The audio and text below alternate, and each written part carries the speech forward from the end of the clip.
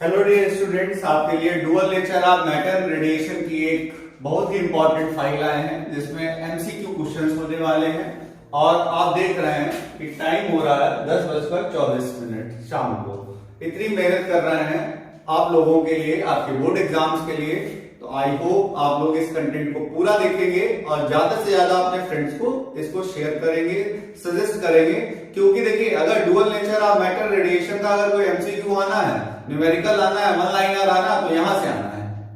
इस वीडियो को देखेंगे आप, और लास्ट वीडियो को जिसमें हमने थ्योरेटिकल एक्सप्लेन किया, पहले हमने थ्योरी को एक्सप्लेन किया है, फिर हम क्वेश्चंस लेके आए। अब ये दोनों वीडियो को देख लेते हैं तो आप लगभग आपकी एनसीईआरटी कवर हो जाएगी।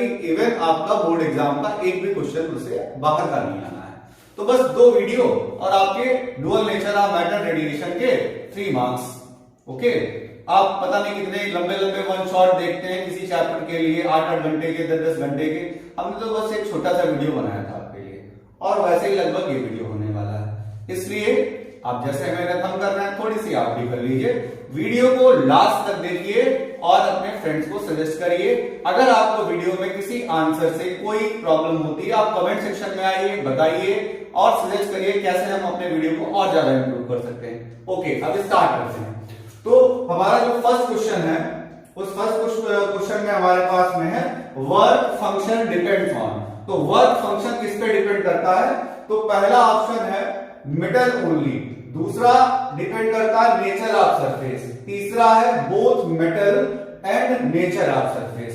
क्योंकि जो वर्क फंक्शन है ये दोनों ही, ये मेटल और उसके सरफेस के नेचर पे डिपेंड करता है।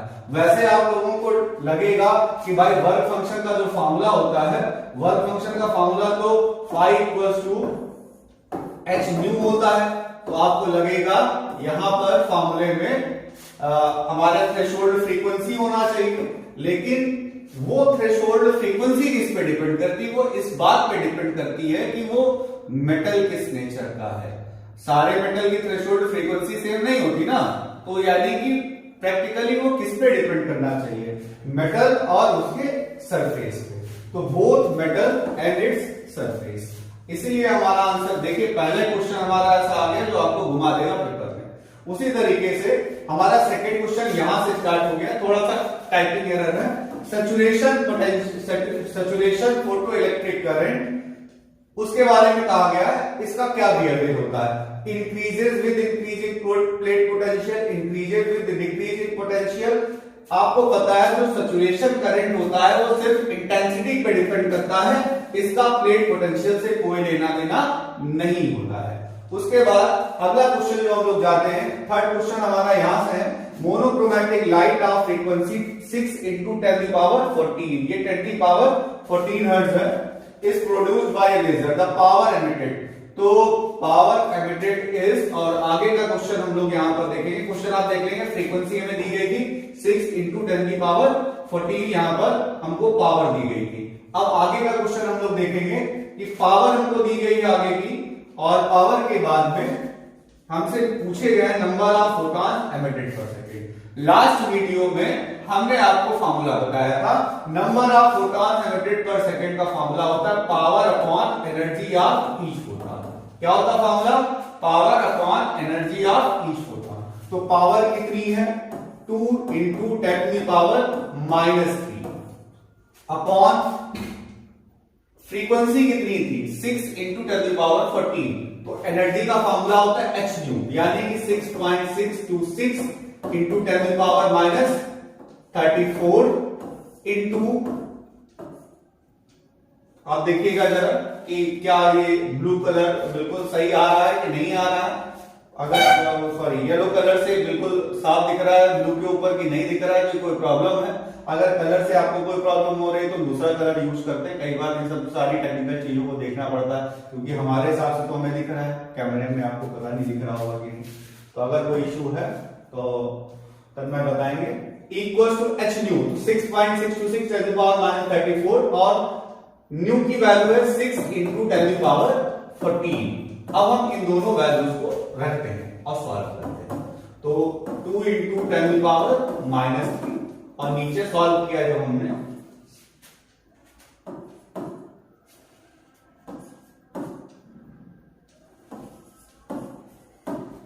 और यहाँ पर आ गया 10 की पावर -20। आगे सॉल्व करते हैं। तो 2 और 39.756 इंटू 10 की पावर 17। अब अगर हम थोड़ा सा और लेते हैं, 200 कर लेते हैं, तो यहां पर हमारा इंटू 10 की पावर 15 हो जाएगा और नीचे 39 इंटू 756। अब यहां पर की कैलकुलेशन से आपको लगभग क्लियर हो रहा होगा कि हमारा आंसर जो अप्रॉक्स में वो कितना होना चाहिए। हमारा आंसर होना चाहिए 5 इंटू 10 की पावर 15, क्योंकि अगर इधर से हम डिवाइड कराते हैं तो अप्रॉक्स में आपको 5 आ जाएगा और 10 की पावर 15 तो हमको मिल गया, इसलिए पहला आंसर। तो बच्चा लोग हमारा जो क्वेश्चन था वो क्या था, हमको फ्रीक्वेंसी दी गई थी वेव की और सोर्स की पावर दी गई थी।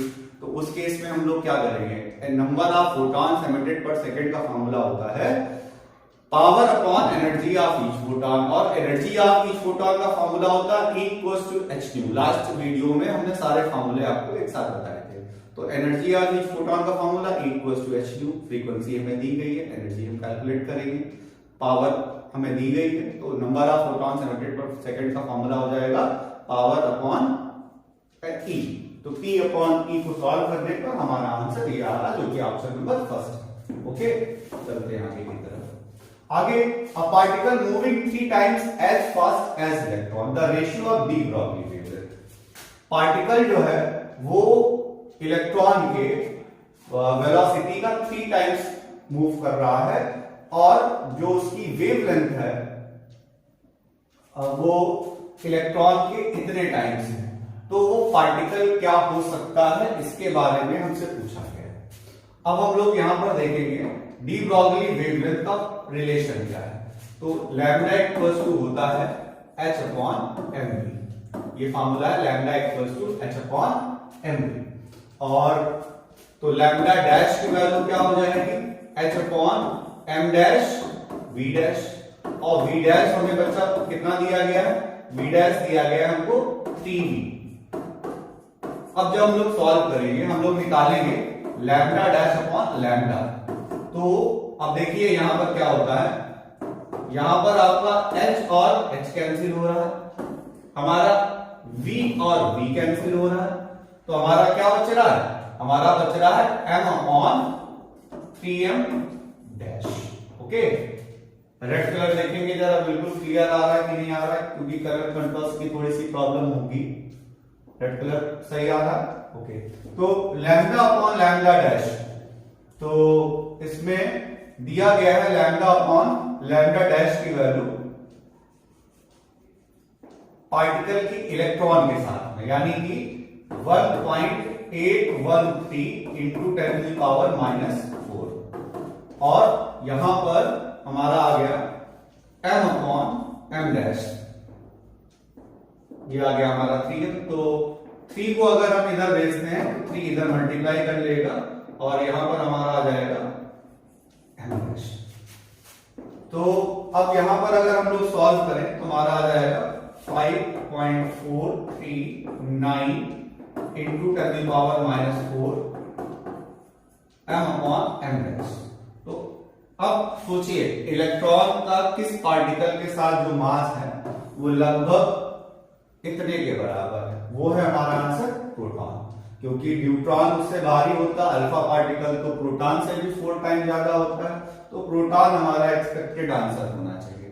जैसा कि आपको पता है कि प्रोटॉन का जो मास होता है वो 1.67 10 की पावर -34 सॉरी 1.67 10 की पावर -27, और इलेक्ट्रॉन का मास 9.1 इंटू 10 की पावर -31। तो 10 की पावर -4 का जो चेंजेस है यहां पर, तो 10 की पावर -4 यानी कि वो प्रोटॉन हो गया। अब आगे हम लोग जाते हैं इसमें नेक्स्ट क्वेश्चन में, धीरे धीरे क्वेश्चन बाय क्वेश्चन हम लोग आगे बढ़ते रहेंगे और बहुत ही इंपॉर्टेंट क्वेश्चंस हैं आपके लिए। तो हम लोग आगे देखेंगे an electron microscope use electron accelerated by voltage 50 kilovolt and how does the resolving power of this electron microscope compare with the optical instrument which uses yellow light। ठीक है, अब येलो लाइट की वेवलेंथ कितनी होती है, yellow light की wavelength को यहां पर हम लोग देखेंगे कि येलो लाइट की वेवलेंथ लगभग कितनी होगी। ठीक है, तो यहां पर पहले फॉर्मूला लिखेंगे, लैम्डा इक्वल्स टू, सॉल्व करेंगे, लैम्डा इक्वल्स टू फॉर्मूला होता है 12.27 upon square root V angstrom. Okay, तो 12.27 square root V 50 kilo volt यानी कि 10⁻3, यानी कि 2 जीरो तो तुम्हारे बाहर आ गए ऐसे ही। और यहां पर हम लोगों ने क्या किया, ये जो तुम्हारा 5 था, 5 का जो स्क्वायर रूट है वो अप्रोक्सीमेट 2.3 और 2.2 के बीच में है, तो 2.25 ले लिया। तो 12.27 2.25 और ये 10⁻2 निकला बाहर, जिसको ऊपर ले गए 10⁻⁻2 एंगस्ट्रॉम आ गया। अब इसको अगर हम लोग सॉल्व करते हैं तो हमारा जो आंसर होता है वो होना चाहिए 6, अगर ले जाते हैं लगभग में, अप्रॉक्स में देख लेते हैं तो 6 इंटू 10⁻⁻2 एंगस्ट्रॉम के आसपास है। अब अगर इसको और सॉल्व करें तो और सॉल्व करने पर हमारा आंसर जो है वो आना चाहिए 6000। अगर हम करेंगे तो 10⁻⁵ एंगस्ट्रॉम आ जाएगा। अब अप्रॉक्स में येलो लाइट जो है वो आपके इतने एंगस्ट्रॉम के आसपास की है, ठीक है। येलो लाइट की वेवलेंथ को हम लोग देखेंगे कि येलो लाइट की जो वेवलेंथ है वो लगभग कितनी है। तो येलो लाइट की जो वेवलेंथ होगी वो 6000 एंगस्ट्रॉम के आसपास की थी, और यहां पर हमारा आंसर साथ में 10⁻⁵ आ गया।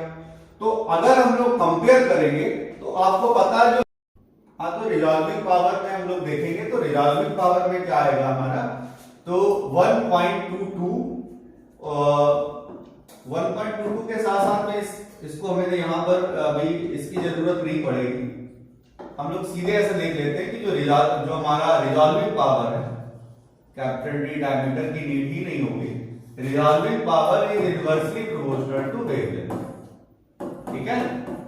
अब यहां पर जो वेवलेंथ आई वो 10⁻⁵ आई, वैसे येलो लाइट जो होती है वो लगभग 5770 से लेकर 5900 एंगस्ट्रॉम तक होती है, यानी कि लगभग 6000 ले लेते हैं। तो येलो लाइट की वेवलेंथ तो 6000 एंगस्ट्रॉम थी, इसकी वेवलेंथ 10⁻⁵ है, तो इनवर्सली प्रोपोर्शनल है ना, तो वैल्यू जब हम लोग रखेंगे तो हमारा आंसर 10⁵ टाइम्स है। ओके, हमारा आंसर क्या आ रहा है, 10⁵ टाइम्स।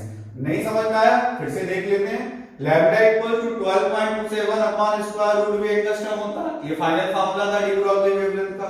हमने वैल्यू पुट अप की 50 किलो वोल्ट था, उसको वोल्ट में कन्वर्ट किया, जब वोल्ट में कन्वर्ट किया तो 10⁻3 से इंटू करनी पड़ी, इंटू करने के बाद में ये 10⁻4 हो गया, जिसको नीचे निकाला 10⁻2, ऊपर पहुंचा 10⁻⁻2 और 5 का स्क्वायर रूट 2.25, क्योंकि लगभग देखिए 22 का स्क्वायर होता है 484 और 23 का स्क्वायर होता है 529, यानी कि 22 और 23 यानी कि 2.2 और 2.3 के बीच में है, तो हमने 2.25 ले लिया इसलिए। और इधर इसमें अगर डिवाइड कराएं तो अप्रोक्सीमेट 6 आएगा, मतलब 55 से थोड़ा सा, मतलब 5.5 से थोड़ा सा ज्यादा, और साथ में यहां पर क्या है 10⁻⁻2। अब हमें जब भी आपने देखा होगा विजुअल स्पेक्ट्रम की वेवलेंथ दी जाती है आपको थाउजेंड्स ऑफ एंगस्ट्रॉम में दी जाती है, तो हमने इसको थाउजेंड्स ऑफ एंगस्ट्रॉम में कन्वर्ट किया तो 10⁻⁵ आया।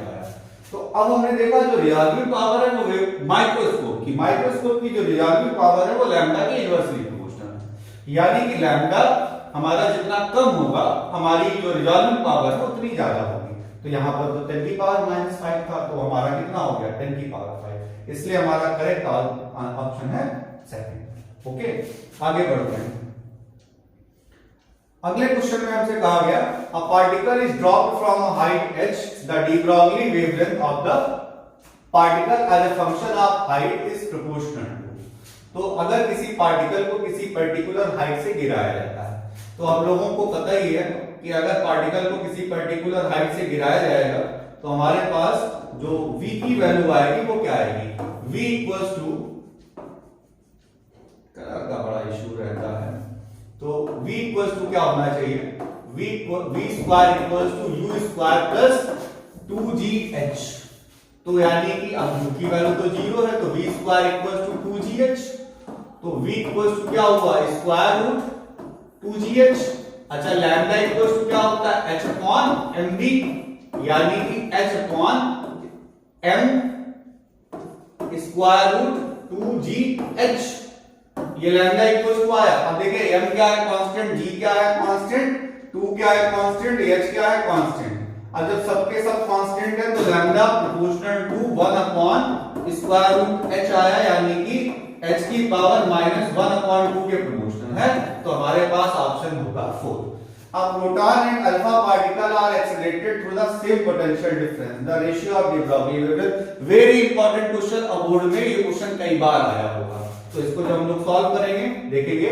देखिए लैम्डा इक्वल्स टू क्या होता है, लैम्डा इक्वल्स टू जब ये वाला फॉर्मूला लगता है तो हम लोग लगाते हैं h upon square root 2m/qv, okay, 2m/qv।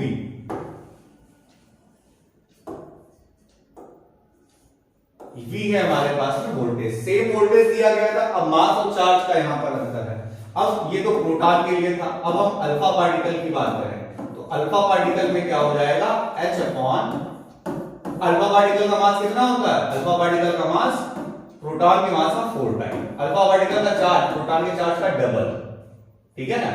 Solve करेंगे तो लैम्डा अल्फा कितना है, h अपॉन 2√2, ये बिल्कुल अलग कर लिया, और बाकी हमारा क्या रहा 2m/qv।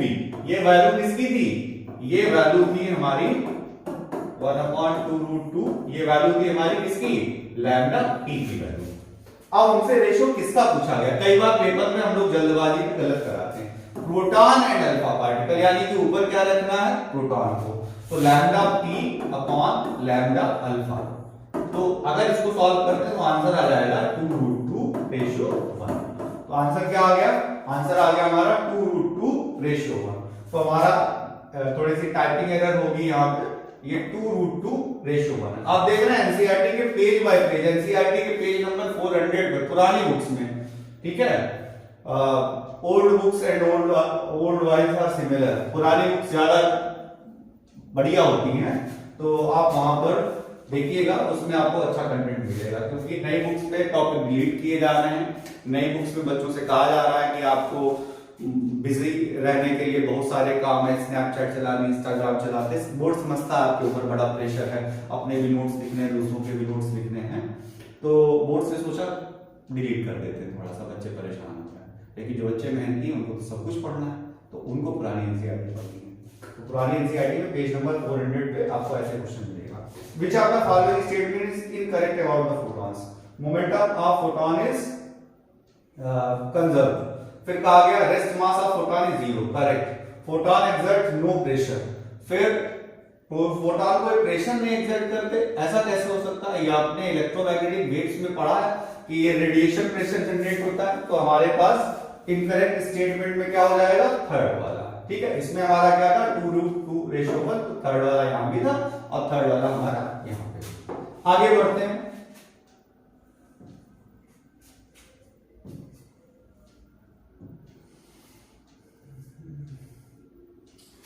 अब आगे क्वेश्चन में हमको यहां पर नीचे दिया the wavelength of matter waves, the wavelength of matter wave is independent of. तो मैटर वेव्स में हमारी जो वेव्स होती हैं वो किससे इंडिपेंडेंट होती है, मास से, वेलोसिटी से, काइनेटिक एनर्जी से, या चार्ज से। तो इसका आंसर होगा चार्ज।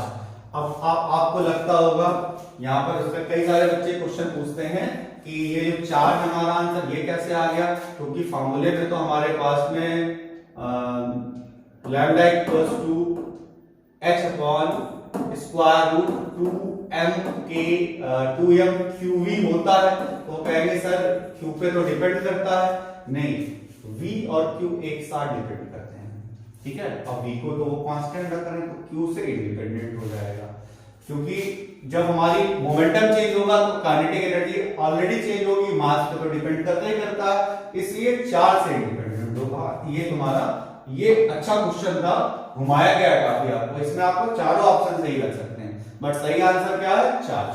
अब हम लोग देखिए चलेंगे एनसीईआरटी की लाइन बाय लाइन, हम लोग क्वेश्चंस यहां पर लेके आए हैं कि अब आगे देखते हैं, which experiment best support the theory that matter has wave nature। Matter के अंदर वेव नेचर होता है, ये कौन सी थ्योरी थी, तो इससे रिलेटेड कौन सा एक्सपेरिमेंट था। तो बच्चों डी ब्रॉगली ने तो अपनी थ्योरी दी थी, बाकी जर्मर और डेविसन ने वहां पर अपना एक्सपेरिमेंट दिया था। अगर यही हमारे पास में उल्टा क्वेश्चन दे दिया जाए, अगर हमसे कहा जाए कि कौन सा ऐसा एक्सपेरिमेंट है जो कौन सा ऐसा इफेक्ट है जो वेव के अंदर पार्टिकल नेचर शो करता है, तो वो फोटो इलेक्ट्रिक इफेक्ट हो जाएगा। यहां पर क्या है कि हमसे पूछा गया किस एक्सपेरिमेंट ने मैटर के अंदर वेव नेचर को एक्सप्लेन किया, तो Germer Davisson experiment. And alas to say that this topic has been deleted in your syllabus, but option आपको जानना ही होगा। अगला क्वेश्चन है हमारा, which among the following phenomena show particle nature of light। इसमें कहा गया लाइट के पार्टिकल नेचर को कौन एक्सप्लेन करता है। देखिए अभी जिस क्वेश्चन की बात हम कर रहे थे वही क्वेश्चन आ गया, फोटो इलेक्ट्रिक इफेक्ट। अगला, which of the following device is sometimes called electric eye। Electric eye हम लोग इसको बोलते हैं, इलेक्ट्रिक आई इसमें बोलते हैं फोटो सेल। आपको फोटो सेल, फोटो डायोड के बारे में बात की गई है, ठीक है, फोटो सेल है। फिर अगला क्वेश्चन है, for certain metal incident frequency nu is 5 times the threshold frequency and maximum speed of coming electron is this. If frequency is 2 times then maximum speed will be. बहुत अच्छा question है, इसको हम लोग यहां पर सॉल्व करके देखेंगे पूरा, ठीक है। अब हम लोगों में ये कहा गया था कि फ्रीक्वेंसी जो है वो थ्रेशोल्ड फ्रीक्वेंसी की 5 टाइम्स थी। जैसा कि आपको पता है आइंस्टीन की क्वेश्चन से, k इक्वल्स टू होता है h new minus new not. और पहले केस में हमारे पास में h न्यू की वैल्यू कितनी दी गई है, न्यू की वैल्यू दी गई है 5 टाइम्स, यानी कि 5 न्यू नॉट। सॉल्व करते हैं तो हमारे पास आ जाता है 4h nu naught. Kinetic energy आ गई, तो पहले वाले में जो हमारी काइनेटिक एनर्जी आई है वो वर्क फंक्शन का 4 टाइम है। In this case kinetic energy is 4 times of work function, ठीक है। Kinetic energy is 4 times of work function. Equation number first. In second case kinetic energy k dash equals to h। अब की new की value कितनी है, 2 new not. Solve करते हैं, answer आ जाएगा h न्यू नॉट, यानी कि k डैश की वैल्यू किसके बराबर क्यों हो गई, 5 के इक्वल हो गई। ये आ गई क्वेश्चन नंबर सेकंड। अब हम लोग क्या करेंगे कि k डैश अपॉन k की वैल्यू निकालेंगे। जैसा कि आपको पता है कितना आ जाएगा, 1/4। अब k डैश क्या होगा, half m v dash square. यहां पर आ गया half m v square 1/4। Half m cancel, और इसको आगे और सॉल्व करते हैं तो हम लोग पाएंगे v dash upon v whole square equals to 1/4। थोड़ा सा हमें इसमें इरेज करना पड़ेगा, अभी हम फिर से एक्सप्लेन कर देते हैं पहले, फिर हम आगे बढ़ेंगे। देखो बच्चों, काइनेटिक एनर्जी का फार्मूला होता है h new minus new not. पहले केस में हमारे पास न्यू की वैल्यू कितनी दी गई थी, हमारे पास न्यू की वैल्यू दी गई थी यहां पर 5 न्यू। न्यू की वैल्यू कितनी दी गई थी, 5 न्यू। इसमें कहा गया था 5 टाइम्स है, तो हमने वहां पर वैल्यू रखी और सॉल्व किया, तो kinetic energy 4h nu not I. h new not 5 के बराबर होता, k इक्वल्स टू 4 5 आया। इक्वेशन नंबर फर्स्ट आई। सेकंड इक्वेशन में क्या कहा गया कि हमारे पास इसकी वैल्यू 2 न्यू नॉट के बराबर है, तो h न्यू नॉट को k की वैल्यू 5 के बराबर में आ गई। क्वेश्चन नंबर सेकंड ले लिया, फर्स्ट से सेकंड में डिवाइड कराया, सेकंड में फर्स्ट से डिवाइड कराया, तो 1:4 यानी कि half m v dash square upon half m v square equals to 1/4 आया। अब हाफ m कैंसिल, तो v dash upon v square equals to 1/4 आया। अगर इसको और सॉल्व करते हैं तो v dash upon v equals to 1/2, तो v डैश की वैल्यू 1/2v, और v की वैल्यू हमें क्वेश्चन में कितनी दी गई है, 8 × 10⁶। देखेंगे लास्ट में कैमरे में आ रहा है कि नहीं आ रहा है, साइड का कोई इशू नहीं होना चाहिए। 4 × 10⁶ मीटर पर सेकंड इज अवर आंसर। तो देखेंगे आप यहां पर हमारे सिर्फ न्यूमेरिकली, मतलब हम एमसीक्यू ही नहीं है, ये न्यूमेरिकल्स भी हैं, ये आपके वन लाइनर में पूछे जा सकते हैं, 2 मार्क्स में भी आ सकते हैं। ओके, तो ठीक है, कवर हो गया इधर का। Okay, thank you. आगे बढ़ते हैं।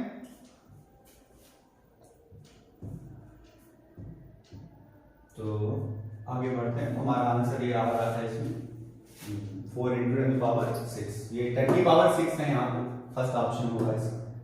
आगे बढ़ते हैं। An electron moving with initial velocity v equals to vi, ये along x axis है, exerts in the magnetic field v equals to v0j, कुछ टाइपिंग एरर्स हैं यहाँ। Then de Broglie wavelength. अच्छा, अब यहाँ पर अगर हम सोचें कि यहाँ पर वेलोसिटी की डायरेक्शन along x एक्सिस है, मैग्नेटिक फील्ड की डायरेक्शन along y एक्सिस है, तो यहाँ पर 90 डिग्री पे एंटर कर रहा है। जब ये 90 डिग्री पे एंटर कर रहा है तो हमारे पास पाथ कैसा होगा? सर्कुलर होगा। जब पाथ इसमें सर्कुलर होगा तो डी ब्रॉगली वेवलेंथ क्या होगी? कांस्टेंट रहेगी। ठीक है, डी ब्रॉगली वेवलेंथ कैसी रहेगी? कांस्टेंट रहेगी। ओके, आगे बढ़ते हैं, अगला क्वेश्चन। फिर अगले question, for a wavelength of 400 nanometre the kinetic energy is twice that of wavelength 600 nanometer, the work function of the matter। अभी जैसे क्वेश्चन पीछे हमने लगाया था लगभग वैसे ही क्वेश्चन है, इसमें वर्क फंक्शन की वैल्यू पूछी गई है। तो पहले हम लोग ke की वैल्यू निकालेंगे, तो ke की वैल्यू आती है e माइनस 5। दोबारा ke की वैल्यू निकालेंगे ke डैश की, तो आ जाएगी e डैश माइनस 5।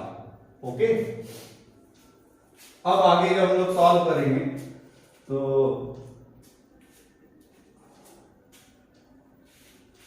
एक की काइनेटिक एनर्जी दूसरे की डबल है, तो 2k equals to e dash minus 5। अब हमने क्या किया, वहां पर 2ke हमको दिया गया था, एक से दूसरे को माइनस किया, 1 से 10 सेकेंड। अब हम लोग यहां पर क्या करते हैं, अब हम लोग सेकेंड इक्वेशन से फर्स्ट इक्वेशन को माइनस कर देते हैं, तो आ जाएगा k equals to e dash minus k equals to क्या आ जाएगा? e डैश माइनस e आ जाएगा। अच्छा, k की वैल्यू फिर से वही पुट अप कर दो, कितनी? k डैश की वैल्यू कितनी आई थी? e minus 5 equals to e dash minus e। और सॉल्व करते हैं तो आ जाएगा 2e minus e equals to 5। देखिए कितना आसानी से आपका ये इक्वेशन बन गई है। वैसे लगाएंगे आपको बहुत टाइम लगेगा। तो जनरल इक्वेशन क्या थी? आइंस्टीन की फोटोकाइनेटिक इक्वेशन से k equals to e minus 5 होता है। दूसरे केस में जैसे ही हम एनर्जी बदलेंगे, देखो वर्क फंक्शन तो कांस्टेंट है, अब अगर हम फ्रीक्वेंसी वेवलेंथ चेंज करेंगे, एनर्जी चेंज होगी तो काइनेटिक एनर्जी चेंज हो जाएगी। तो k डैश की वैल्यू क्या होनी चाहिए? e डैश माइनस 5 होनी चाहिए। इक्वेशन बन गई। फिर क्वेश्चन में क्या कहा गया कि जो नई काइनेटिक एनर्जी वो पहले की डबल है, हमने रख दी वैल्यू। अब हमने क्या किया, सेकंड से फर्स्ट को माइनस कर दिया, 2ke से ke को माइनस किया, ke आया, 5 कैंसिल हो गए, e डैश माइनस ही आ गया। अब ke की value from equation number first, यहां पर फ्रॉम फर्स्ट, यहां पर क्या था? Subtract first from second. अब हमने फर्स्ट से ke की वैल्यू को दोबारा वहां पे लिख दिया और ट्रांसपोजिशन कर लिया, तो 2e minus e equals to 5 आ गया। अब बच्चों इसके आगे का क्वेश्चन हम आपको दे देते हैं, e की वैल्यू को क्या पुटअप करेंगे, यहां पर 2e minus e dash, e की वैल्यू क्या है? sc अपॉन लैम्डा, और यहां पर वैल्यू क्या हो जाएगी? sc upon lambda dash equals to 5। अब कॉमन ले लेते हैं, तो कॉमन जब लेंगे हम, कॉमन जब लेंगे तो हमारे पास क्या आ जाएगा? sc तो हमारे पास में कॉमन है, अंदर यहां पर है 2 अपॉन लैम्डा और यहां पर है 1 upon lambda dash equals to 5। अब देखिए h की वैल्यू आपको पता है 6.626 10 टू पावर 34, c की वैल्यू पता है 3 टू 10 टू पावर 8, लैम्डा की वैल्यू पता है 400 नैनोमीटर, लैम्डा डैश की वैल्यू हमें पता है 600 नैनोमीटर। तो सारी वैल्यूज को जब हम लोग पुटअप करेंगे और उसके बाद उसको कन्वर्ट करेंगे इलेक्ट्रॉन वोल्ट में, तो हमारा आंसर आ जाएगा 1.03 इलेक्ट्रॉन वोल्ट। ओके, अब थोड़ा सा न्यूमेरिकल आप भी मेहनत करना है। अच्छा क्वेश्चन था ये भी। ये सारे ही क्वेश्चंस, ये आप इस चीज को ना सोचें कि ये एमसीक्यू क्वेश्चंस हैं, ये आपके NCERT line by line questions बनाए गए हैं। वो आप उनसे क्वेश्चंस कैसे बनते हैं। जैसे आप लोग आपको कहते होंगे एनसीईआरटी पढ़ो, तो एनसीईआरटी में कहां से क्या पढ़े, एक्सरसाइज हम पढ़ लेते हैं, इंडेक्स क्वेश्चन पढ़ लेते हैं, फिर भी बहुत सारी चीजें ऐसी सिखाई जाती है हमारी जिनसे क्वेश्चंस बनते हैं। अब क्या करेंगे, आगे बढ़ेंगे। तो the linear momentum of 3 million electron volt, the linear momentum of a 3 million electron volt photon is, तो 3 मिलियन इलेक्ट्रॉन वोल्ट ये क्या है, एनर्जी है। और हमको क्या पता करना, मोमेंटम। तो इसका मोमेंटम का फार्मूला होता है E/E/c। आप लास्ट वीडियो में देखिएगा हमने फार्मूला डिराइव कराया है। E क्या होता है, E/c। अब E की वैल्यू क्या है, E की वैल्यू है हमको दी गई 3 मिलियन इलेक्ट्रॉन वोल्ट, यानी कि 3 × 10⁶ इलेक्ट्रॉन वोल्ट का मतलब 1.6 × 10⁻19। तो चलिए आप वोल्ट इलेक्ट्रॉन वोल्ट में ही निकाल दीजिए, ऑप्शन में इलेक्ट्रॉन वोल्ट में पूछे जाना। 3 × 10⁶ इलेक्ट्रॉन वोल्ट, और नीचे क्या है, नीचे हमारा C, यानी कि 3 × 10⁸। ठीक है, तो जब हम इसको सॉल्व करेंगे तो कितना आ जाएगा, 10⁻⁻2 यानी कि 0.01। ठीक है, ये हमारा आंसर हो गया। फिर अगला particle of mass 4 metre 4m दिया गया, sorry 4m at rest decays into 2 particles of mass m and 3m, the ratio of de Broglie wavelength। तो इसका आंसर क्या होना चाहिए, इसका आंसर होना चाहिए 1:1। और इसको अभी हम समझाते हैं आपको, एक बहुत ही प्यारा क्वेश्चन है और इस टाइप से आपके कई सारे क्वेश्चंस बनते हैं। 1:1 होगा इसका आंसर। अब देखते हैं, देखिए पहले हमारे पास एक पार्टिकल था, तो वो उसके बाद में उसमें कोई ब्लास्ट हुआ, वो 2 पार्टिकल्स में बदला। तो पहले मोमेंटम उसका कितना था, 0। अब उनका मोमेंटम हो गया P1 + P2, 2 अलग अलग पार्टिकल्स का। तो P1 = -P2 आ गया। तो मैग्नीट्यूड तो दोनों का इक्वल है, बट डायरेक्शन अपोजिट है, इसलिए इसका मतलब ये माइनस साइन इंडिकेट करता है दोनों अपोजिट डायरेक्शन में जाएंगे। लेकिन ये तो क्लियर है कि मैग्नीट्यूड मोमेंटम सेम है, और लैम्डा का फार्मूला होता है H/P। तो जब मोमेंटम सेम होगा तो वेवलेंथ भी सेम होगी। तो इसलिए चाहे वो m और 3m में फटे, चाहे 2m और 2m में जाए, चाहे 3m और m में जाए, किसी भी रेशियो में जाए, अगर एक टुकड़ा 2 अलग अलग पार्ट में टूटा और उनके डी ब्रॉगली वेवलेंथ का रेशियो हमेशा 1:1 होता है। यहां पर आपको दिमाग नाम की कोई चीज लगाने की जरूरत ही नहीं है, 1:1 ही आंसर आना है। अब पेपर में जैसे ही क्वेश्चन आया कि हमारे पास टुकड़ा था, वो ब्लास्ट हुआ, डी ब्रॉगली वेवलेंथ का रेशियो क्या होगा बचे हुए पार्टिकल्स की, तो आपको कोई मेहनत नहीं करनी होगी, आपको सीधे हम ही याद आएंगे। और अगर हम याद आएंगे तो 1:1 आपको याद आएगा। आगे, in a photon particle collision such as photon which of the following में not be conserve. Total energy conserve होती है क्योंकि एनर्जी कंजर्वेशन से।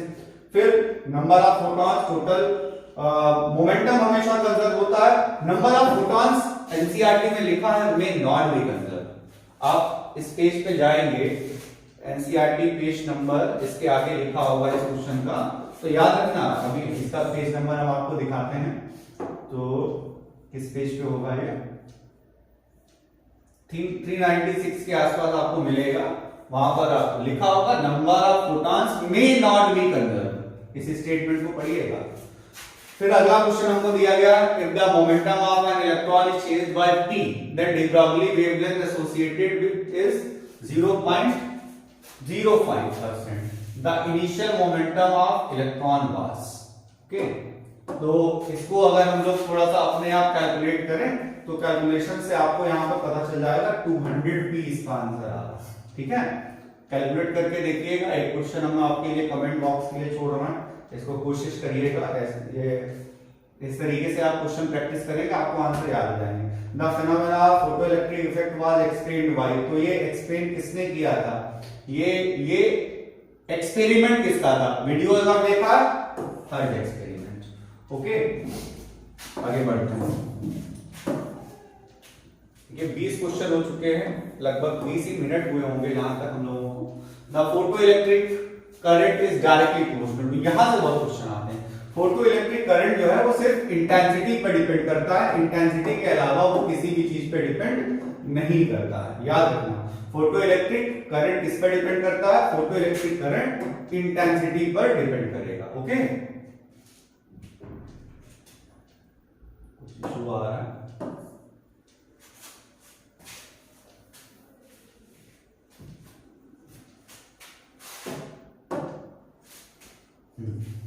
तो फोटो इलेक्ट्रिक करंट किस पे डिपेंड करता है? तो फोटो इलेक्ट्रिक करंट डिपेंड करेगा, पीछे स्लाइड पे जाते हैं।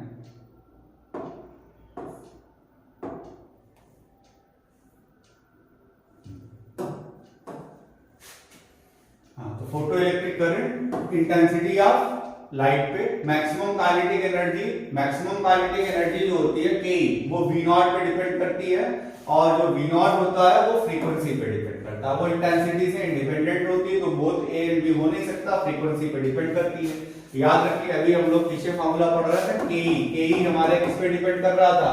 एनर्जी पे डिपेंड कर रहा था। एनर्जी किस पे डिपेंड कर रही थी? फ्रीक्वेंसी पे डिपेंड कर रही थी, वेवलेंथ पे डिपेंड कर रही थी। और काइनेटिक एनर्जी का फार्मूला होता है ईवी नॉट, यानी कि वी नॉट कहीं ना कहीं एनर्जी और वेवलेंथ पे, फ्रीक्वेंसी पे डिपेंड करता है। Now momentum of a photon of energy 1 electron volt in kilogram meter per second will be। अभी हमने आपको फार्मूला बताया था, P इक्वल टू क्या होता है? P अपॉन C होता है। ये 1 मिलियन इलेक्ट्रॉन वोल्ट था, इसको आप कन्वर्ट कर लेंगे, पहले मल्टीप्लाई करेंगे 1.6 10 की पावर -13 से मल्टीप्लाई कर लेना, और उसके बाद में 3 × 10 की पावर 8 से डिवाइड करा देना। इससे तुम्हारा आंसर 5 × 10 की पावर -22 आ जाएगा। ठीक है। The emission of electron is possible, photo electric effect, thermionic, both A and B, तो दोनों से तो होता ही है। ठीक है, और भी कई सारे होते हैं, बोथ ए एंड बी, बिना डी को पढ़े हम लोग कह सकते हैं। Which of the following has highest specific charge? Specific charge का दूसरा नाम होता है Q upon M। Specific charge क्या होता है? Q upon M।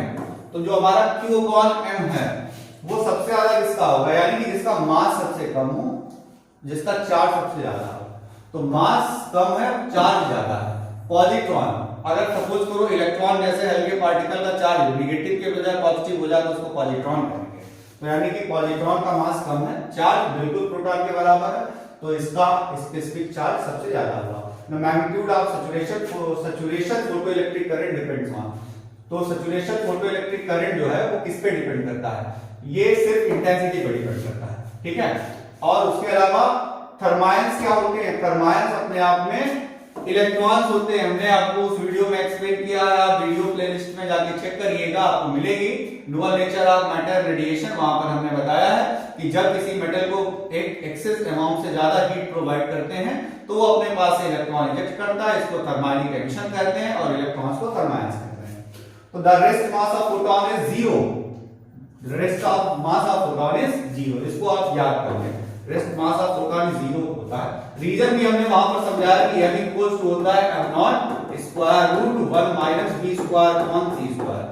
क्योंकि देखो न्यूटन के हिसाब से मास तो इनर्शियल था, लेकिन आइंस्टीन के हिसाब से माइक्रोस्कोपिक पार्टिकल जो हाई एक्सेलरेटेड होते थे, जिनकी वेलोसिटी बहुत ज्यादा होती थी, उनका मास चेंज होता था, उनके लिए था ये रिलेशन। अब सोचो कि अगर हमारे पास इलेक्ट्रोमैग्नेटिक वेव है, तो v की वैल्यू c के बराबर हो जाएगी, तो ये 1 हो जाएगा, 1 माइनस 1 0 हो जाएगा, तो m0 की वैल्यू 0 हो जाएगी, यानी कि रेस्ट मास हो जाएगा 0।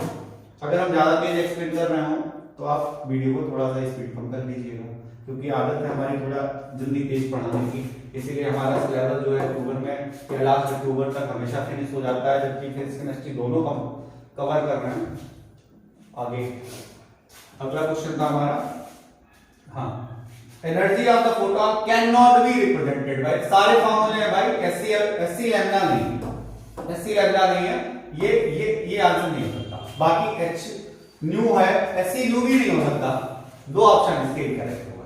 The momentum of photon is p corresponding wavelength is, momentum अगर p है तो वेवलेंथ क्या होगा? तो फोटॉन में तो इसका फॉर्मूला क्या होना चाहिए? देखिए अभी आपने पढ़ा है p इक्वल टू होता है e अपॉन c, ठीक है, और e की वैल्यू होती है hc अपॉन लैम्डा, तो cc होगा कैंसिल, तो वेवलेंथ का फॉर्मूला क्या हो गया? h upon p। p equal to क्या होता है? p इक्वल टू होता है e अपॉन c। तो अभी हम लोगों ने किया कि p equal to e upon c, e की value hc upon lambda, cc cancel, lambda equal to h upon p, ये हमारा आंसर हो गया, ठीक है। और अगर आपको इशू होता है पिछले किसी क्वेश्चन में, तो हमने कहा था यहाँ पर energy of photon can not be represented by, तो देखिए एच न्यू होता है, एस सी अपॉन लैम्डा होता है, एस सी न्यू नहीं हो सकता, एस सी लैम्डा नहीं हो सकता, तो इसके दो ऑप्शन हैं। और उसके अलावा आपको किस आंसर में दिक्कत थी, आप बोल सकते हैं 20, तो 20, हाँ, तो ये एक्सप्लेन किया था, ये हर्ट्ज ने एक्सप्लेन किया था फोटो इलेक्ट्रिक इफेक्ट को, जब एक्सपेरिमेंटली किया था तो हर्ट्ज ने किया था। ठीक है, तो यहां पर आपको अगर कोई डाउट होता है, ये तब में बहुत मेहनत करते हैं भाई हमारे साथ, और ये भी 12th में है, तो ये अपने व्यूज बताते हैं बीच में कि अगर इनको किसी में डाउट हो, वैसे आप लोग भी अपने क्वेश्चन पूछ सकते हैं। फिर उसके बाद आगे बढ़ते हैं, कहाँ बढ़ते हैं हम लोग, velocity of photon is proportional to, velocity जो फोटॉन की होती है वो इनमें से किसके प्रोपोर्शनल होती है। यहाँ पर कुछ ऑप्शंस गायब से लग रहे हैं, तो खैर एक्सप्रेशन पे आते हैं अपने हम लोग। तो V काइनेटिक एनर्जी जो है, देखिए काइनेटिक एनर्जी का फॉर्मूला होता है EV not, E small e, kinetic energy का फॉर्मूला है EV नॉट, और इसका formula half mv square equals to EV not, तो V स्क्वायर इक्वल्स टू हो गया 2EV नॉट अपॉन m, तो V square proportional to V not, क्योंकि E और m तो कांस्टेंट है, तो V is proportional to V not to the power 1/2, तो यहां पर इसका answer V to the power 1/2 ही होगा। ठीक है, अब इसमें कुछ ऑप्शंस जो है टाइपिंग एरर की वजह से गलत है, तो इसको आप करेक्ट कर देंगे। ओके, तो 12 वाला क्वेश्चन तो हमारा फर्स्ट क्वेश्चन ही था, उसको हम लोग देख चुके हैं। आगे बढ़ते हैं, फिर the work function of caesium is 2.14 electron volt, find the threshold frequency. अब देखिए ये 2.14 इलेक्ट्रॉन वोल्ट है, तो हम लोग क्या करेंगे, 2.14 इंटू 1.6 इंटू 10⁻⁻19, ये जूल में कन्वर्ट हुए। फिर फाई इक्वल्स टू क्या होता है, फाई इक्वल्स टू होता है h न्यू नॉट, तो न्यू नॉट की वैल्यू हो जाएगी 5/h, यानी कि 2.14 इंटू 1.6 10⁻⁻19, और h की वैल्यू 6.6 इंटू 10⁻34। अब इसको अगर हम लोग कैलकुलेट करें, तो कैलकुलेट करने से हमारा आंसर इतना आ जाएगा, क्योंकि देखिए -34 ऊपर जाएगा तो 15 के आसपास बनाएगा, और 1.6 इंटू 2.14 और अगर सॉल्व करेंगे तो लगभग इतना ही आंसर आएगा। वो आप एमसीक्यू में थोड़ा सा इतना आपको आईक्यू लेके चलना पड़ता है।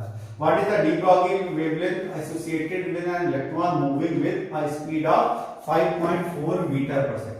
तो यहां पर दिया गया, तो लैम्डा इक्वल टू क्या करेंगे, h अपॉन mv, मास तो पता ही है, वेलोसिटी हमें दी गई है, वैल्यूज यहां पर पुटअप करेंगे और कैलकुलेट करके देखेंगे, तो लगभग इतने नैनोमीटर में आएगी, नैनोमीटर एंगस्ट्रम के आसपास होती है डी ब्रॉगली वेवलेंथ। उसके बाद इसमें कहा गया है कि इलेक्ट्रॉन और अल्फा पार्टिकल, प्रोटॉन, अगर सबकी काइनेटिक एनर्जी बराबर है तो किसकी शॉर्टेस्ट वेवलेंथ होगी।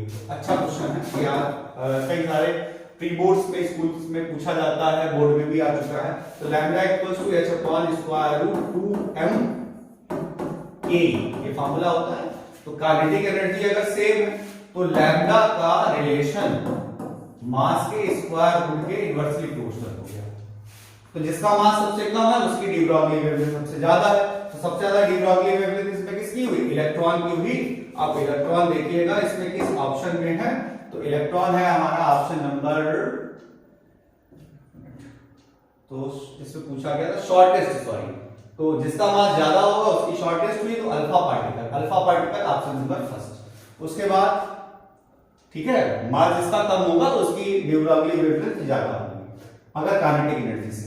A particle is moving 3 times as fast as an electron. The ratio of de Broglie wavelength of the particle is 1.813. Calculate the particle's mass. वो particle अपने आप में होगा एक प्रोटॉन। ठीक है, कैलकुलेट करके देखिएगा तो आपका ऑप्शन आ जाएगा यहाँ पर 1.65 10 की पावर -27। ये वैल्यू लिखी है 1.675 into 10 की पावर -27 kg। इसको आप कैलकुलेट करिएगा। What is the de Broglie wavelength associated with an electron accelerated through a potential difference 100 volt? ठीक है, एसोसिएटेड विद इलेक्ट्रॉन, फॉर्मूला क्या है 12.27 upon square root v angstrom. अब v की वैल्यू कितनी है 100 का स्क्वायर रूट होता है कितना होता है 10। अब हम लोग रखेंगे तो 12.27 अपॉन 10 एंगस्ट्रम, यानी कि इसकी वैल्यू आ गई 1.227 एंगस्ट्रम। ठीक, हमारे सारे आंसर आ रहे हैं नैनोमीटर में, यानी कि इसमें मल्टीप्लाई करा, इसमें हम लोग क्या करेंगे, हम लोग इसमें 10 से डिवाइड आउट करा देंगे तो हमारा आंसर आ जाएगा ये अप्रॉक्स में अगर हम लोग वैल्यू करें तो 1.22 है, तो 3 के आसपास में है, तो ये बी ऑप्शन हम लोग ज्यादा करेक्ट मानेंगे। अब देखिए कितना क्लोज आंसर दिया है, 125 है, 123 है, तो 1227 है, तो 123 ले लेंगे। ओके, अगला वर्क फंक्शन सीजीएम मेटल का दिया गया है और इसमें कहा गया फ्रीक्वेंसी दी गई है इसमें, और फ्रीक्वेंसी देने के बाद में कहा गया है कि फोटो इलेक्ट्रिक एमिशन होता है, और उसके बाद में हमसे पूछा गया मैक्सिमम काइनेटिक एनर्जी क्या होगी। बच्चों देखो इसमें इलेक्ट्रॉन वोल्ट में दिया गया था, उसको तुम जूल में बदल लेना, फ्रीक्वेंसी आपको दी जाएगी, एनर्जी निकाल लेना, फिर के की वैल्यू हम लोग क्या कर लेंगे E-5 करके सॉल्व कर लेंगे, कर लेना।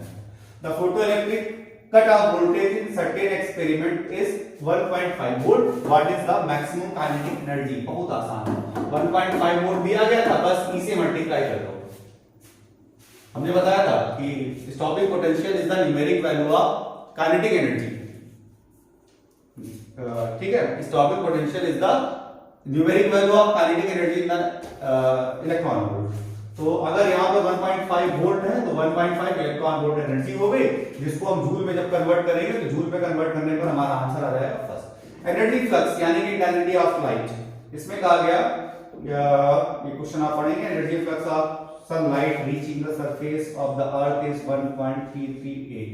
How many photons per square meter are incident on the earth per second? Assume that the photon of sunlight has average wavelength 515 nanometer.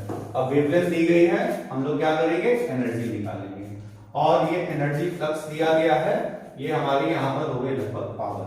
अब हम लोग यहाँ पर क्या करेंगे नंबर ऑफ फोटॉन्स निकालने हैं, यानी कि power upon energy of each photon. ठीक है, तो हम लोग इसको कैलकुलेट करके देखेंगे तो 4 × 10⁻21 के आसपास आ जाएंगे। कैलकुलेट करिएगा, कुछ क्वेश्चन आपके लिए भी छोड़ रहे हैं भाई, हम रात में अगर 11 बजे मेहनत कर रहे हैं तो आप भी थोड़ा सा अपने जो है इंस्टा या व्हाट्सएप स्नैपचैट बंद करके थोड़ा इधर भी मेहनत कर सकते हैं कॉपी पर, क्योंकि जब तक आप खुद नहीं लिखेंगे आपको आंसर नहीं आएंगे। हमारे कार चलाने से आपको ड्राइविंग नहीं आएगी, हमारी बाइक चलाने से आपको स्कूटी या बाइक चलाने से आपको बाइक नहीं आएगी, जब तक आप खुद बाइक नहीं चला लेंगे। हम आपको प्रोवाइड कर रहे हैं मोस्ट प्रोबेबल क्वेश्चंस, ठीक है, करना आपको है।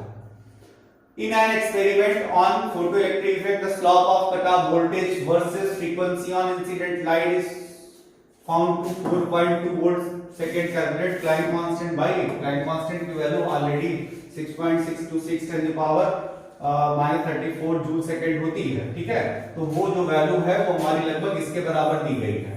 ठीक है, उसमें हम लोग सॉल्व करेंगे तो 4.12 हमारी ये दी गई है, ये क्या है, ये स्लॉप दी गई है। ठीक है, अब स्लॉप पे अगर हम लोग मल्टीप्लाई कर लें किससे, चार्ज ऑफ इलेक्ट्रॉन 1.6 10 की पावर -19 से, तो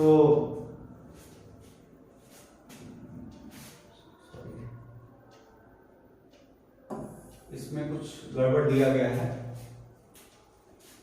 स्लॉप दी गई cut off voltage versus frequency of incident light is found to be 4.12 second. Calculate the value of Planck constant. Planck constant की वैल्यू तो इतनी ही आनी चाहिए। ठीक है, क्योंकि 6.6 10 की पावर -34 जूल सेकेंड होती है, और उसका फॉर्मूला होता है आपका Planck constant equals to slope into charge of electron. ठीक है, जैसे कि आपने यहाँ पर आपको एक टॉपिक पढ़ाया होगा, अगर हम उस वाले वीडियो में, अब हमें लग रहा थोड़ा सा ये टॉपिक हमने अपने वीडियो में एक्सप्लेन नहीं किया है, इंपॉर्टेंट टॉपिक था, सॉरी फॉर दैट। और इसमें देखिएगा आपका V नॉट, और पहले पूरा टॉपिक ही हम आपको एक्सप्लेन कर देते हैं, ठीक है। चलते हैं अपनी मेन स्लाइड पे। जब मेन स्लाइड पे हम आएंगे और यहाँ पर एक ग्राफ बनाएंगे, ग्राफ बनाएंगे, इसके बीच में हमारा ग्राफ है। ग्राफ बनाने से पहले हम आइंस्टीन की एक इक्वेशन को देखते हैं। आइंस्टीन की इक्वेशन थी कि K equals to h nu minus h nu not, ठीक। अब K की वैल्यू होती है EV not equals to h nu minus h nu not, जिसको हम लोग कहते हैं वर्क फंक्शन, ओके। यानी कि V not equals to H upon E nu minus 5 upon E। अब इसको हम लोग कंपेयर करते हैं y equals to mx plus c से। तो यानी कि इससे पता चलता है कि अगर हम एक ग्राफ ड्रॉ करेंगे किसके बीच में, v नॉट और न्यू के बीच में, तो वो क्या बनना चाहिए, स्ट्रेट लाइन बननी चाहिए।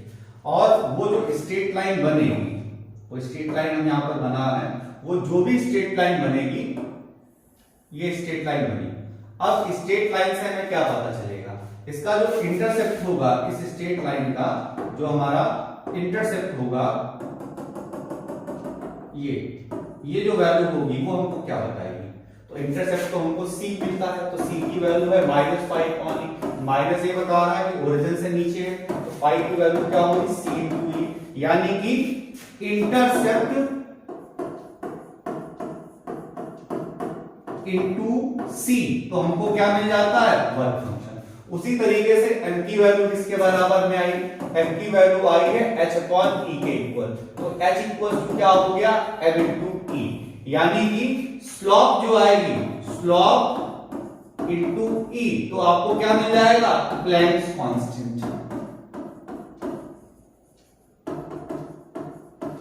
तो ये आपने देखा कि फ्रीक्वेंसी स्टॉपिंग पोटेंशियल और फ्रीक्वेंसी के बीच में ग्राफ बना, जो कि बनी एक स्ट्रेट लाइन, जिसका नेचर था ये। क्यों बना, आइंस्टीन की इक्वेशन ली, Ke की वैल्यू EV नॉट रखी, E को ट्रांसपोजिशन किया, y equals to mx plus c से कंपेयर कराया, m equals to h upon e आया, तो h equals to m into e आया, यानी कि स्लोप और e की मल्टीप्लाई करने से टाइम कांस्टेंट मिलता है। उसके बाद में c की वैल्यू -5 अपॉन e थी, तो 5 की वैल्यू c इनटू e हो गई। Clear, okay. आगे बढ़ते हैं, जो हमारी स्लाइड थी, स्लाइड पे वापस आते हैं। तो जैसा कि अभी हमने बताया था, वो आपका 6.5 यही आना चाहिए, वहां पर कोई हो सकता है एरर दी गई हो। 100 watt sodium lamp radiates energy in all direction. The lamp is located at the center of large sphere, absorbs at the sodium which is incident. The wavelength of sodium light is 580 nanometer. What is the energy per photon associated with the sodium light? तो हम लोग यहाँ पर क्या करेंगे, उस पीछे से मतलब ही नहीं है, वेवलेंथ हमें दी गई है, हमें अगर यहाँ पर वेवलेंथ दी गई है, ठीक है, और हमें निकालना है एनर्जी ऑफ फोटॉन, तो E का फॉर्मूला क्या होता है, E इक्वल्स होता है Sc अपॉन लैम्डा। कई बार क्वेश्चन में कुछ चीजें ऐसी भी होती है जो आपको फालतू में दे दी जाती हैं, इनको अगर आप सॉल्व करेंगे तो लगभग आपका ये आंसर आएगा 3.8 है ना, इसको सॉरी ये आंसर नहीं आएगा, हाँ 3.38 आएगा इसका आंसर। इसको आप देखिएगा, सॉल्व करिएगा। The threshold frequency is this, if light frequency is this, cut off voltage पूछा गया है, तो कट ऑफ वोल्टेज के लिए हम लोग क्या करेंगे, हम लोग Ke निकाल लेंगे, H new minus new not. H new की वैल्यू कितनी है 8.2, न्यू नॉट की वैल्यू कितनी है 3.3, सॉल्व करने पर आ गया H इंटू 4.9, यानी कि 6.626 इंटू 10⁻⁻34 इंटू 4.9। इसको सॉल्व करेंगे तो हमारे पास काइनेटिक एनर्जी आ जाएगी।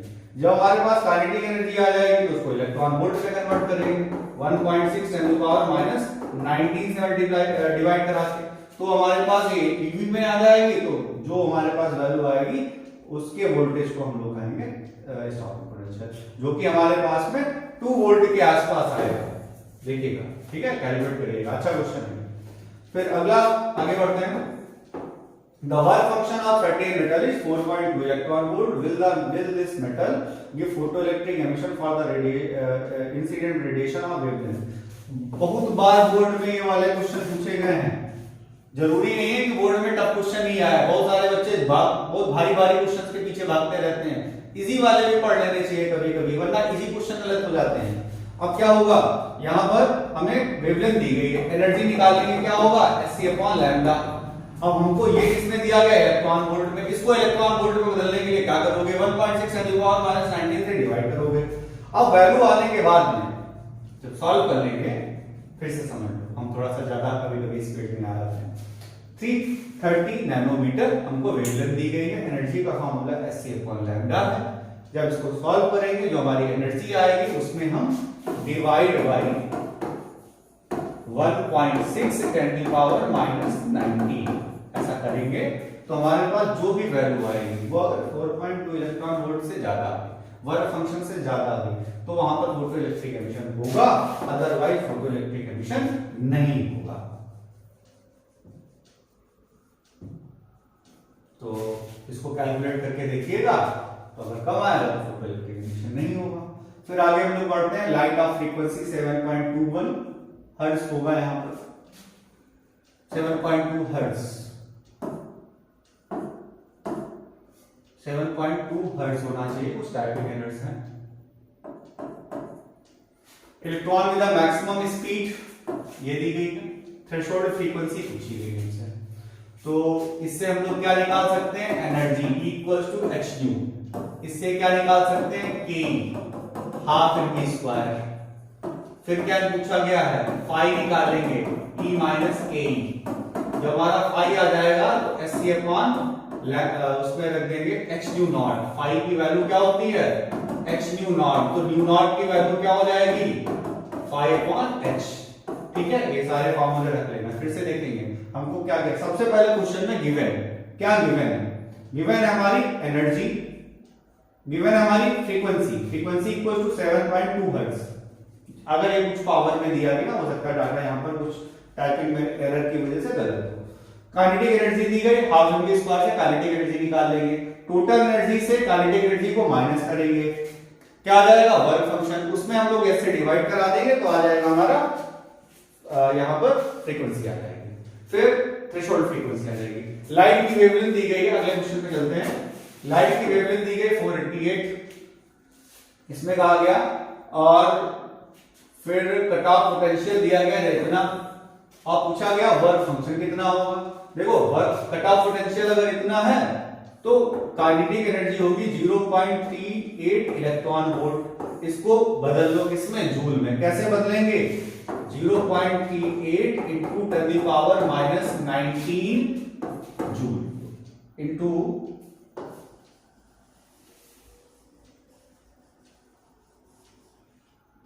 1.6 10⁻⁹ जूल। ठीक है, ओके। तो अब हम लोग जब इसको सॉल्व करेंगे आगे तो जूल में कन्वर्ट हो गया, और यहाँ पर जो हमारी ये वेवलेंथ दी गई है, इनसे हम लोग इक्वल्स टू Sc/λ लगा लेंगे, एनर्जी निकाल लेंगे जूल में, इससे उसको माइनस कर देंगे, हमें वैल्यू पता चल जाएगी हमारे पास वर्क फंक्शन कितना था, क्योंकि फाई की वैल्यू क्या होती है, E - ke। घूम फिर के वही फॉर्मूले बार बार आ रहे हैं। ठीक है, तो अब तक लगभग हम लोग आई थिंक क्वेश्चंस 50 क्वेश्चंस के आसपास कवर कर चुके हैं। तो आज के लिए इतना काफी रहेगा, और हम लोग आगे अगली सीरीज में, क्योंकि ज्यादातर बच्चों की डिमांड आ रही है सर केमिस्ट्री से बहुत परेशान है, क्यों भाई इतना इजी सब्जेक्ट से क्यों परेशान हो, फिजिक्स पे मेहनत कर लो, आपके जेईई मेंस में, नीट में, सब जगह आपको वही प्रॉब्लम करेगी। केमिस्ट्री आप हम पर छोड़ दो, अब कल से आपका सोल्यूशन चैप्टर देखिए इस तरीके से स्टार्ट करेंगे। पहले हम आपको एक सोल्यूशन का वीडियो प्रोवाइड करेंगे, फिर हम आपको सोल्यूशन के एमसीक्यू और जो मोस्ट प्रोबेबल क्वेश्चन है वो प्रोवाइड करेंगे। फिर हम लोग 15 दिसंबर के बाद में एक नई सीरीज चालू करेंगे, सिर्फ बोर्ड ओरिएंटेड होगी। हमने आपको बताया था फिजिक्स और केमिस्ट्री में 60+ मार्क्स अगर आपको चाहिए तो आप हमारे सारे वीडियोस को कुछ दिन के लिए पूरा देखिए, दोस्तों को बताइए, और जब आप सोने जाइए तो कान के नीचे लगा के उसको धीरे धीरे सो जाइए। हमारी आवाज कर्कश हो सकती है, हो सकता है कि हमारी आवाज आपको सुनने में ना अच्छी लगे, लेकिन हम जो आपको कंटेंट प्रोवाइड कर रहे हैं ये आपको एग्जाम के बाद याद आएगा कि सर ने कितना इंपॉर्टेंट चीजें बताई थी। Okay, thank you, good night.